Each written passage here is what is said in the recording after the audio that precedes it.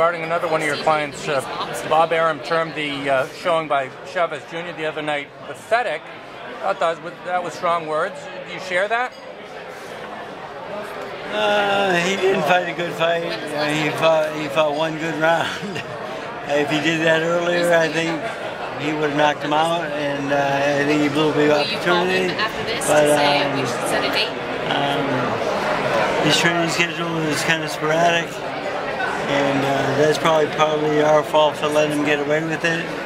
And next time, if it does happen again, I will go home the first day he misses. 1 to 10, 10 being training as hard as he can. How hard did he train for that fight? 3. 3? 3, wow. Yep. Is he just not interested, or put in a party mode, or the hubris of youth, or what is it? He didn't want to overtrain, he didn't want to overspar, he didn't want to overdo it. He wanted to be fresh for the fight.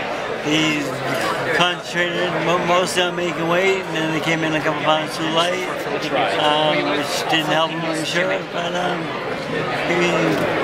I don't know why he was going in a different direction, because we had success. We had so much success in the 6 fights before then. You think he would carry over, but for some reason he wanted to be the boss, and that's what happened. And is he best suited for fighting at 160, or should he move to 168? Well, see, he made the weight pretty easily with the new strength coach from who used to be a bodybuilder and knows how to get the weight down a lot easier. He made the weight a lot easier. Reason wasn't involved in the weight loss this time, and he found a good formula because I won't say he was strong through 12 rounds. He was strong in the 12th round, but he didn't do much in the early rounds to get tired. So I thought we lost 11 rounds and we won 1, and I'm not really satisfied with that. And fans who say no, I see no reason for a rematch. It was Martinez dominated for 11.5 rounds. What's the answer to them?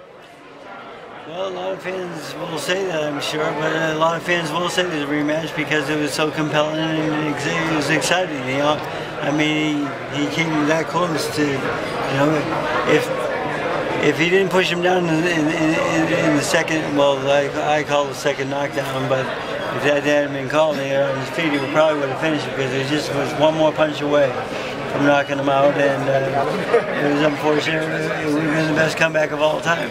And the parting the ways with Amir Khan, is this a scenario where the trainer is the scapegoat? Yes, but you know, I've been fired before and I'll be fired again. It's just somebody's got to get blamed, and so that's part of life. And would you say to the kid, you know, you got chin problems, I'm your friend, I like you, I don't think you should do this anymore, or is this someone who should not go on in your estimation now that you are able to step away? No, he's a good fighter. He has a good career ahead of him. I think they should stay away from punchers, but at the level he's at, that's going to be hard to do. And I wish him the best of luck. I have no hard feelings. Amir's always been nice to me. He's a good guy. He works hard. Guys, you think Chavez not being able to get off also on Martinez had something to do with him coming so light? I'm not going to blame the weight, and he just didn't let his hands go. He fell into the pocket, and he had the opportunity to let his hands go. And I kept telling him, all you have to do is exchange with this guy. If you start exchanging with him, you're going to catch him. And I was telling that from the early rounds on, and he finally came through in the last round, but it was just a little bit too late. Could it be that the reason why he didn't do well in training, like you said he did, was a little bit of a reason of him being spoiled as a fighter, getting away with things that he wasn't going to get away with from Martinez? You know, the 6 fights prior to that, you know, people warned me about the way he used to be and so forth, and I never saw that. He never said no to me. He never missed a day of training. And then everything that people warned me about came true in this fight, and it just was very unusual. I don't know why you want to mess with success. But for some reason he did. He wanted to make a change, and he wanted to be the boss, and he didn't want to listen to me or his father. His father's very frustrated. And he said, you hire the best trainer in the world, you don't even listen to him. So his dad said you trained just enough to lose this fight. So, I mean, so his dad was frustrated. I'm frustrated, but it's kind of our fault for letting it happen. But we should have walked away earlier. But that's life.